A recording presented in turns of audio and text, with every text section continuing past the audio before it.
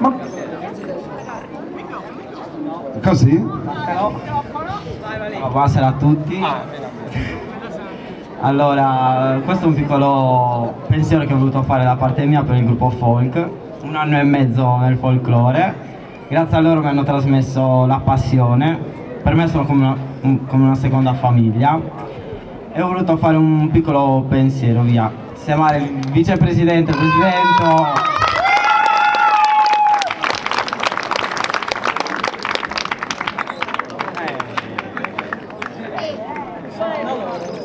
Vai, siamo noi pop!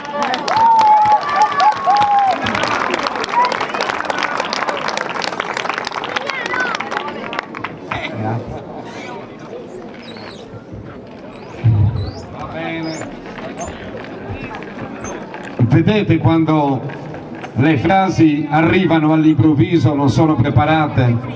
E avete sentito da questo giovane del gruppo folk San Giovanni Battista: siete, dopo 1 anno e mezzo, diventati la mia seconda famiglia. La passione, l'amore per il ballo, per il suono, per il tocco, per l'abito, quello di riuscire a portare in ogni angolo della Sardegna e non solo quelli che sono i tratti identitari della nostra storia, della nostra cultura, e sentirlo dire da un giovane, da un figlio di Sardegna, fa bene. Io, che sono anche ambasciatore di cultura in Europa, battezzo positivamente tutte queste iniziative. Qualsiasi iniziativa che riporti comunque alla Sardegna che fa folklore, che battezza sempre bene questi attimi. Stasera siamo in tantissimi, mi auguro di esserlo ancora sino alla fine, perché come vi ho promesso ci sarà il ballo per tutti. Fatemelo ancora un applauso all'Associazione Culturale San Giovanni Battista, ma che vuole essere anche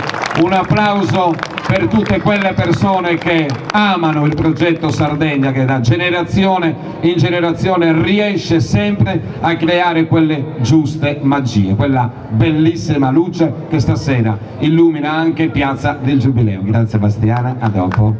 E adesso possiamo iniziare col ballo, il ballo identitario. Forse lo sentirete tante volte stasera dalla mia bocca, ma questo è il ballo che arriva da lontano e il ballo che riesplode in tutta la sua bellezza.